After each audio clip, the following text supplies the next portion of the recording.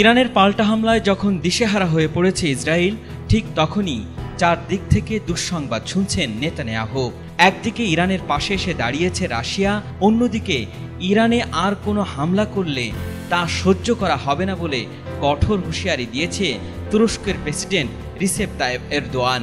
আর ঠিক এমন ঘোষণার পর সিরিয়া, ইরাক, কাতারের মার্কিন ঘাঁটিতে ভয়াবহ হামলার ঘটনা ঘটেছে। ইরানের সঙ্গে রাশিয়ার বৈঠক শেষ হওয়ার পর প্রথমে সিরিয়ার মার্কিন ঘাঁটিতে হামলার ঘটনা ঘটে। এরপর কাতারের মার্কিন ঘাঁটি এবং ইরাকের মার্কিন ঘাঁটিতে ভয়াবহ হামলার ঘটনা ঘটেছে। ইসরায়েলি এক কর্মকর্তার বরাতে মার্কিন সংবাদ মাধ্যম এক্সিওস নিউজ এজেন্সির খবরে বলা হয়েছে, কাতারে মার্কিন সামরিক ঘাঁটি লক্ষ্য করে ৬টি ক্ষেপণাস্ত্র নিক্ষেপ করেছে ইরান। তেহরানে হামলার পর ডোনাল্ড ট্রাম্প ভেবেছিলেন ইরান হয়তো যুদ্ধবিরতির প্রস্তাব দিয়ে যুক্তরাষ্ট্রের কাছে মাথা নত করবে, কিন্তু ট্রাম্পের এই ধারণার বিপরীতে হাঁটছে ইরান। রাশিয়ার সঙ্গে বৈঠক করার পর পুতিনের আশ্বাসে ইরানের শক্তি যেন দ্বিগুণ হয়ে গেছে। আর সেই সঙ্গে তুরস্কের প্রেসিডেন্ট রিসেপ তাইয়েপ এরদোয়ানের ইরানের পক্ষ নিয়ে হুঙ্কার দেওয়ার পরে পাল্টে গেছে এই যুদ্ধের চিত্র।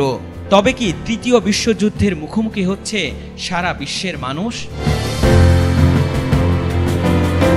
যুক্তরাষ্ট্র তেহরানে হামলা চালানোর পর থেকেই মধ্যপ্রাচ্যে থাকা মার্কিন ঘাঁটিগুলোর নিরাপত্তা বলয় বাড়িয়েছিল, কিন্তু সেই নিরাপত্তা বলয় যে কোনো কাজে দিচ্ছে না।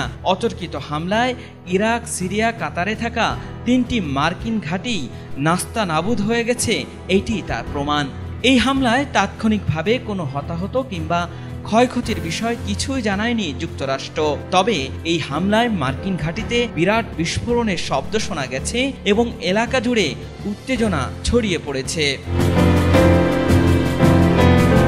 এদিকে তুরস্কের president Recep Tayyip Erdogan Israel ও যুক্তরাষ্ট্রকে কঠোর হুঁশিয়ারি দিয়ে বলেছেন, ইরানে যেই আক্রমণ করুক তা আর সহ্য করা হবে না। আর রাশিয়ার রাষ্ট্রীয় টেলিভিশন চ্যানেলে সরাসরি সম্প্রচারিত এক ভাষণে প্রেসিডেন্ট পুতিন বলেছেন, যুক্তরাষ্ট্র ইরানের বিরুদ্ধে সম্পূর্ণ বিনা কারণে আগ্রাসন চালাচ্ছে, আর এর কোনো ভিত্তি বা যুক্তিই নেই। রাশিয়া সব সময় ইরানি জনগণের পাশে আছে এবং থাকবে। পুতিন ও এরদোয়ানের এমন ঘোষণার পরে অনেকটাই চাপে পড়ে গেছে ডোনাল্ড ট্রাম্প।